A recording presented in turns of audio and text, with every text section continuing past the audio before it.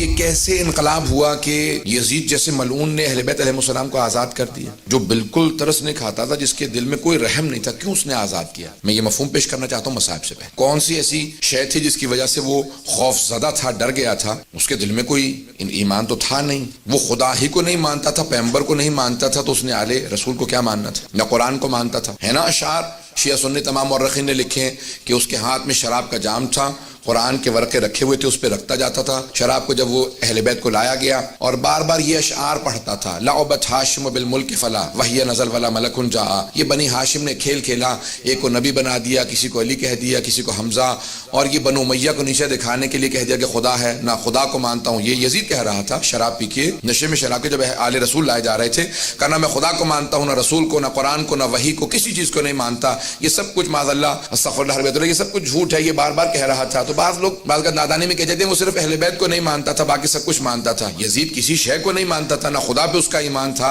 نہ رسول پہ، نہ قرآن پہ، کسی شے پہ ایمان نہیں تھا، توہین کر رہا تھا۔ اس لیے زیدان گرامی علیہ السلام نے کہا کہ اس نے پوری کوشش کی کہ جتنے بھی آثار ہیں وہ ختم کر دیے جائیں۔ اب وہ میں ایک خطبے میں پیش کر چکا ہوں جناب زینب کبریٰ کے متعلق، جو میں نے خطبہ پیش کیا تھا اس میں تفصیل سے نے پیش کیا کہ بی بی نے پورے دربار کا ماحول منقلب کر دیا تھا، اس لیے اس نے خطبے کی امام سجاد کو اجازت دی تھی، وإلا اجازت نہیں دینا چاہتا تھا۔ امام خطبہ دیتے تھے، زنجیروں میں ہاتھ ڈال کے وہ بٹھا دیتے تھے، توق جو خاردار تھا گلے میں اس کو ہلاتے تھے، امام دوبارہ بٹھا دیے جاتے تھے کہ نہیں آپ خطبہ نہیں دے سکتے، کیونکہ یزید جانتا تھا اگر امام نے ایک خطبہ دیا تو پورا انقلاب برپا ہو جائے گا۔ اب کیا ہوا ایسا؟ علامہ مجلسی نے بحار الانوار میں ایک روایت کو نقل کیا ہے، میں صرف اس کو پڑھوں گا کہ کیسے علامہ مجلسی کہتے ہیں کہ ایک عیسائی گزر رہا تھا جو اپنی بیٹی اور بیوی کے ساتھ شام آیا تھا، دمشق آیا تھا، اس کے زادرہ ختم ہو گیا، جب سب پیسے ختم ہو گئے تو اس نے سوچا کہ کیا کروں، بادشاہ کے سامنے کوئی تحفہ دوں گا تو وہ اس کے بدلے میں مجھے کوئی انعام دے گا، پیسے دے گا، تو مسلمانوں کے بادشاہ کو کوئی تحفہ دے دیتا ہوں۔ سوچنے لگا، پھر اس نے کہا کہ ایک ہرنی کو میں کہیں سے شکار کرتا ہوں۔ گیا، جا کے دیکھا ایک ہرنی بہت خوبصورت تھی، گلے میں رسی ڈالی، گھسیٹتا ہوا جا رہا تھا کہ اچانک زندان کے دروازے پہ ہرنی رک گئی۔ اس نے بہت کوشش کی، کہا کہ اتنا زور لگا رہا ہوں لیکن کھینچا نہیں جا سکتا، کھینچتا رہا، اچانک اس نے رسی کو ڈھیلا کیا، دھکیلنے لگا، ہرنی بہت تیزی سے زندان کے دروازے پہ آئی، اور علامہ مجلسی کہتے ہیں بحار الانوار میں کہ اس نے فصیح عربی زبان میں کہا السلام علیک یا ابن رسول اللہ۔ وہ عیسائی تھا، پریشان ہونے لگا کہ یہ کیا کیفیت ہے، جانور بول رہے ہیں، بڑا پریشان ہو کے آگے بڑھا دیکھنے کے لیے کہ زندان میں کون ہے جسے یہ ہرنی نے فصیح عربی زبان میں سلام کیا۔ تو ایک مرتبہ جب آگے بڑھا تو دیکھا کہ ایک جلا ہوا امامے کا کپڑا ہے کسی کے سر کے نیچے، اور کچھ مستورات بیٹھی ہوئی ہیں، کچھ بچے باقی رہ گئے ہیں۔ میں نے آج صبح کی مجلس میں کہا تھا نا، جب آل رسول مدینے سے جا رہے تھے نا کربلا تو 46 بچے ساتھ تھے، 46 چلڈرن تھے، 46، اور جب واپس جا رہے تھے تو 10 بچے بھی نہیں رہ گئے تھے۔ نہ جانے کتنے بچوں کی شہادتیں ہوئی ہیں۔ آگے بڑھ کے دیکھنے لگا، امام سجاد فوراً اٹھے، زندان کے دروازے پہ آئے، اور ایک مرتبہ اس نے امام کی طرف دیکھا کہ آپ کون ہیں، آپ اس زندان میں کیوں ہیں، یہ ہرنی کیوں بول رہی ہے، اور آپ کا مقام کسی کو کیوں معلوم نہیں؟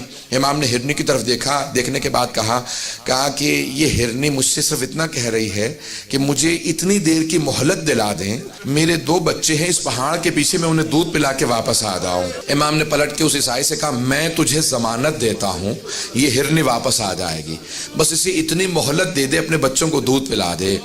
اس نے فوراً اس ہرنی کو آزاد کر دیا، کہ میں نے آپ کی وجہ سے اسے آزاد کر دیا، یہ ہرنی آپ سے مہلت مانگ رہی ہے، یہ آپ کو کیسے معلوم؟ امام نے کیسے آزاد کرتے، میں حجت خدا ہوں۔ کہا آپ کون ہیں؟ کہا تو نے مسلمانوں کے آخر نبی جو ہیں، نبی آخر زمان، ان کا نام سن رکھا ہے؟ کہا ہاں، محمد مصطفیٰ۔ کہا کہ ان کے 2 نواسے تھے، حسن و حسین، میں حسین کا بیٹا ہوں۔ اب وہ تڑپنے لگا، کہا یہ سارے مسلمان ہیں اس شہر کے اندر، اور ان میں سے کوئی بھی آپ کی حرمت کو نہیں جانتا، کوئی آپ کے مقام و عظمت کو نہیں سمجھتا۔ ایک مرتبہ اس نے گھروں پہ جانا شروع کیا، دروازوں پہ دستک دینا شروع کی، مسلمانوں باہر آ جاؤ، یہ تمہارے نبی کی ذریت ہے جو قید خانے میں، یہ آل نبی ہیں جو تمہارے قید خانوں میں ہیں۔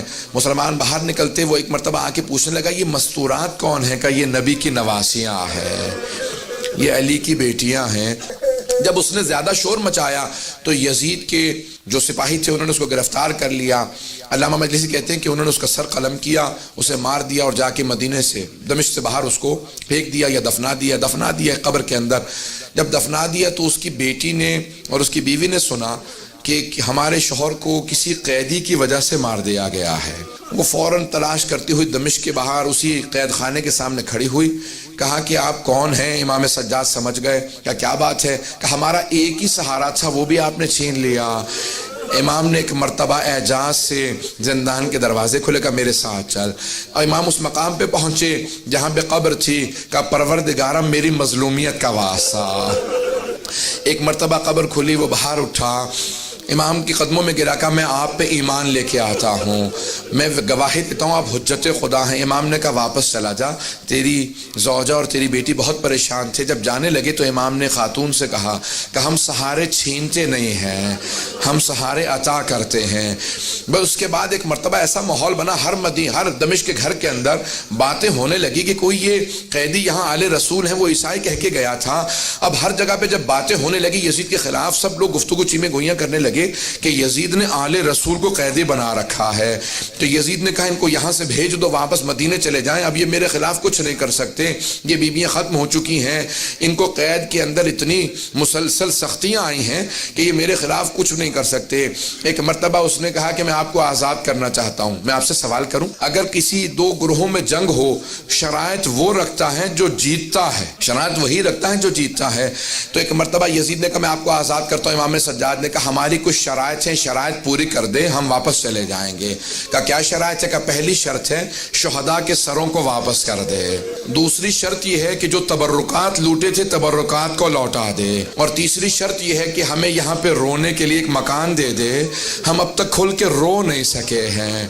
بس بھئی آپ پہ اور مجھ پہ تو کوئی پابندی نہیں ہے، بیویوں کے گریے پہ بھی پابندی تھی۔ آج سنیں گے مصائب کو، بس بھی بس ایک چراغ رہنے دیجئے گا، اب سنیں گے مصائب کو۔ یہ چراغ بجھا دیے گئے تاکہ کوئی رونے میں حیا نہ کرے، کوئی رونے میں شرم نہ کرے، لیکن پھر بھی کچھ دیر بعد یہ چراغ جلا دیے جائیں گے، ہمیشہ تاریکی نہیں رہے گی۔